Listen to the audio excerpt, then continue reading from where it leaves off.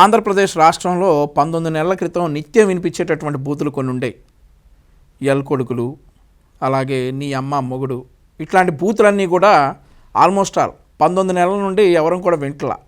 కూటమి ప్రభుత్వం వచ్చిన తర్వాత ఆ బూతులు మాట్లాడే నాయకులందరూ కూడా ఈ చెస్ట్కి బెల్ట్ తగిలించుకొని, లేదంటే గడ్డాలు మీసాలు నెరిచిపోయి అలా లోపలికి వెళ్ళిపోయినటువంటి పరిస్థితి. కానీ ఈరోజు వాళ్ళకు విచిత్ర పరిస్థితి ఏంటంటే, లడ్డూ వ్యవహారాన్ని సైడ్ ట్రాక్ చేయడానికి విశ్వ ప్రయత్నాలు చేశారు. గత 4-5 రోజులుగా మనం చూస్తూనే ఉన్నాం ఏం చేస్తూ ఉన్నారో. అందులో భాగంగా ఈరోజు ఈ లడ్డూ వ్యవహారాన్ని వాళ్ళు చేసినటువంటి భాగోతం మొత్తం సాక్ష్యాధారాలతో బయటికి రావడంతో ఆ వ్యవహారాన్ని సైడ్ ట్రాక్ చేయడానికి ఇగో వెనకాల కనిపిస్తున్నటువంటి ప్రబుద్ధుడు ఈ బూతులతోటే పుట్టి ఇంట్లో పెళ్ళాం పిల్లలతో కూడా బూతులు మాట్లాడేటటువంటి అంబటి రాంబాబు అనేటటువంటి వ్యక్తిని జగన్మోహన్ రెడ్డి ప్రయోగించాడు.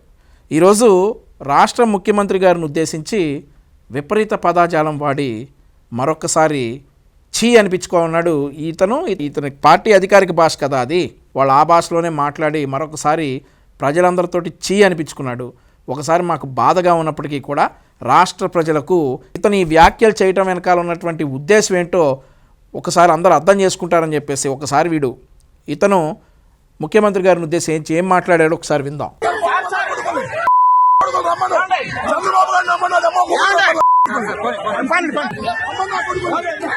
ప్రజలచే ఎన్నుకోబడినటువంటి రాష్ట్ర ముఖ్యమంత్రి వర్యులను ఉద్దేశించి ఎల్ కొడుకు, ఇతని అహంకారం, ఇంట్లో పెళ్ళాంతోటి, తల్లితోటి, చెల్లితోటి, కూతుర్లు ఉన్నారు ఇతనికి 3-2, వాళ్ళతోటి ఇతను ఇదే భాష మాట్లాడతాడేమో.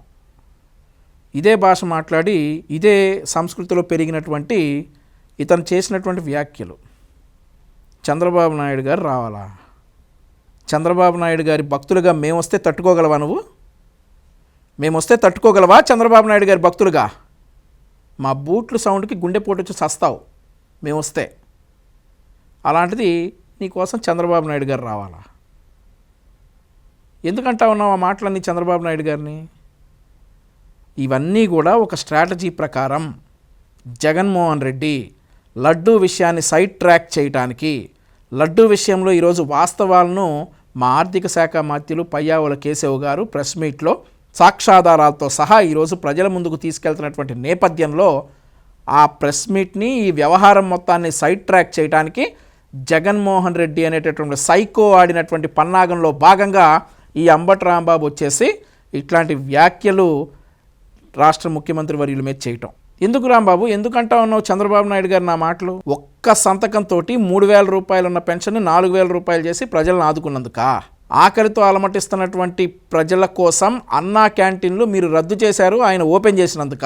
ఈ రాష్ట్రంలో రాజధాని లేక అల్లాడిపోతున్నటువంటి ఆంధ్రప్రదేశ్ రాష్ట్రానికి ఒక రాజధాని ఏర్పాటు చేయాలని చెప్పేసి కష్టపడుతున్నందుక? మీరంతా రాష్ట్రం మొత్తాన్ని గాంజా హబ్ చేసి వెళ్ళిపోయారు కదా. అట్లాంటి రాష్ట్రాన్ని మళ్ళీ గూగుల్ హబ్గా చేసేసి కంపెనీలు తీసుకొచ్చి, పెట్టుబడులను తీసుకొచ్చి రాష్ట్ర యువతకు ఉద్యోగాలు ఇచ్చినందుక? డిఎస్సి నిర్వహించి 16,000 మందికి నిరుద్యోగులకి ఉద్యోగాలు ఇచ్చి 2 నెలలుగా వాళ్ళ జీతాలు కూడా తీసుకుంటున్నారు. అందుకన్నావా చంద్రబాబు నాయుడు గారు నా మాటలు నువ్వు? పెన్షన్ రేపు ఆదివారం కాబట్టి ఒకరోజు ముందుగా జనవరి 31వ తారీఖునే అర్హులందరికీ సామాజిక పెన్షన్లు ఇస్తా ఉన్నాడనా నువ్వు ఆ మాట్లాంటావు చంద్రబాబు నాయుడు గారిని? ఎందుకంటా ఉన్నావు? ఈరోజు కానిస్టేబుల్స్ స్టైఫండ్ 4,000 నుండి 12,500 రూపాయలు చేసినందుక నువ్వు చంద్రబాబు నాయుడు గారు నా మాట్లాంటా ఉంది? లేక 76 ఏళ్ల వయసులో రాష్ట్ర యువత పక్క రాష్ట్రాలకు తరలిపోకూడదు, మన రాష్ట్రంలో కూడా కంపెనీలు ఉండాలనేటువంటి ఉద్దేశంతో దావోస్ -6 డిగ్రీల చలిలో వెళ్ళి కంపెనీలని, పెట్టుబడుల్ని తీసుకొచ్చి రాష్ట్రంలోనే యువతకు ఉపాధి కల్పించేటటువంటి మార్గదర్శకాలు చేసినందుక చంద్రబాబు నాయుడు గారు నువ్వు ఆ మాట అంటా ఉంది? ఎందుకంటా ఉన్నావు? ఈరోజు నేను చాలా బాధతోటి ప్రశ్నిస్తా ఉన్నాను నేను నిన్ను. రాజకీయాలు పక్కన పెట్టే రాంబాబు, రాజకీయాలు పక్కన పెట్టే. రాజకీయ విమర్శలు వేరే ఉంటాయి, నువ్వు అవినీతి చేసావంటావు, మీరు మమ్మల్ని అంటారు, అది వేరే విషయం. ఆ పదాలు మాట్లాడటానికి సిగ్గులేదా? ఇంట్లో తల్లిని, చెల్లిని, భార్యని, కూతుళ్ళని అవే పదాలతో నువ్వు మాట్లాడుకుంటారా రోజు మీరు? నీకంత నోటి దురదగా ఉంటే ఆ పదాలు మేము ఎవ్వరిని అంటానికి మా మనసొప్పదు, మేము ఒప్పుకోం కూడా. కానీ నీకు ఆ పదాలంటేనే తెల్లారిద్ది అని అనుకుంటే రాష్ట్రానికి రాజధాని లేకుండా చేసినటువంటి వాడిని అనుకో, వాళ్ళ బాబాయిని వాళ్లే వేసేసి మా చేతిలో కట్టిపెట్టినోడిని అనుకో, రాష్ట్రాన్ని గాంజా హబ్గా చేసేసి యువతను నిర్వీర్యం చేసినోడిని అనుకో, అన్నా క్యాంటీన్లు రద్దు చేసి ఈరోజు ఎవరికి తిండి లేకుండా చేశాడు కదా 5 సంవత్సరాలు, అతను అనుకో నీకేమైనా అందలుచుకుంటే. రాష్ట్రాన్ని గాంజా హబ్గా చేసి యువతను నిర్వీర్యం చేసి ఉద్యోగాలు లేకుండా పక్క రాష్ట్రాలకు వలస వెళ్ళిపోయేటట్టు చేశాడు కదా, అతను అనుకో ఏమన్నా ఉంటే చంద్రబాబు నాయుడు గారిని ఎందుకంటావు? ఒక్క కంపెనీ కూడా లేకుండా చివరికి సాఫ్ట్వేర్ కంపెనీల నుండి అండర్వేర్ కంపెనీల వరకు రాష్ట్రం నుండి తరివేశాడు కదా. అతను అనుకో ఏమన్నా ఉంటే చంద్రబాబు నాయుడు గారిని అంటావా నువ్వు? ఈరోజు రాష్ట్రంలో జరుగుతున్నటువంటి పరిణామాలని సైడ్ ట్రాక్ చేయడానికి ఈ పదాలు వాడాడు అంబటి రాంబాబు. మరొకటి ఏంటంటే, గతంలో కిరణ్ అని మా కార్యకర్త జగన్మోహన్ రెడ్డి గారి భార్యను ఉద్దేశించి ఒక మాట అంటే అతన్ని 24 గంటలు తిరక్క ముందే అరెస్ట్ చేసి శిక్షించింది కూటమి ప్రభుత్వం. మరి ఇతని మీద కూడా చట్టపరమైనటువంటి చర్యలు తీసుకోవాలి, ఇతనిపై కూడా కేసులు పెట్టాలి, చట్టపరంగా అంబటి రాంబాబును శిక్షించాలని చెప్పేసి నేను ప్రభుత్వాన్ని విజ్ఞప్తి చేస్తూ ఉన్నా.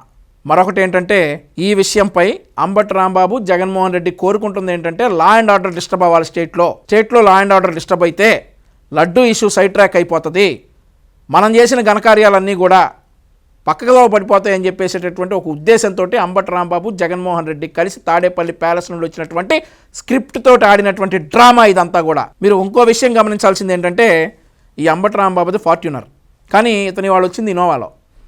అంటే ముందుగానే ఈ వ్యాఖ్యలు చేద్దాం మనం, ఆ వ్యాఖ్యలు చేసినాక మన కారు కాదు కదా, ఎవడో ఒకటి కారు పగిలిపోతే పగిలిపోయింది అని చెప్పేసి ఇతని కారు వేసుకురాకుండా వేరే కారులో ఎంత ప్లాన్డ్గా వచ్చాడో చూడండి.